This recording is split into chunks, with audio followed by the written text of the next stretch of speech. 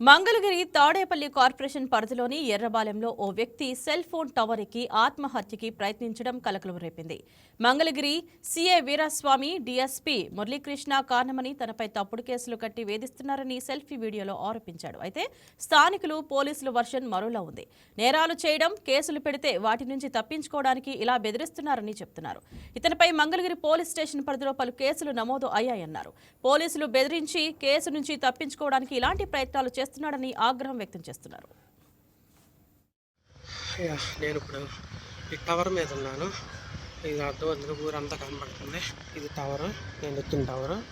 నేను సెల్ఫీ తీసుకుంటున్నాను. నేను చచ్చిపోతాను వచ్చాను.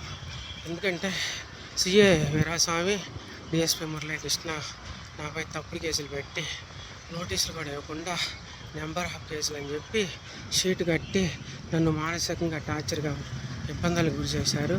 20 లక్షలకి డీల్ మాట్లాడుకున్నాను. నేను ఏమనంటంతో మన డిఎస్పీ దగ్గర కూడా కూర్చున్నా.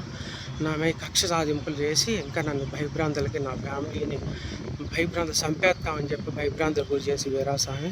కాబట్టి నాలాంటి పరిస్థితి ఇంకొకరు రాకుండా సంబంధిత అధికారులు నాకు న్యాయం చేస్తారని నా కుటుంబానికి ఆశిస్తున్నా. నేను చచ్చిపోయినా పర్వాలేదు, ఎందుకంటే వీళ్ళకి నా సావే కావాలంట వీరాస్వామి చెప్తున్నాడు. అదేమంటే తప్పుడు కేసులు ఎన్ని కూడా కట్టించింది వీళ్ళ సాంబశివరావు చెబుతున్నాడు, లోకేష్ పిఏలు. అది నాకు న్యాయం చేయండి.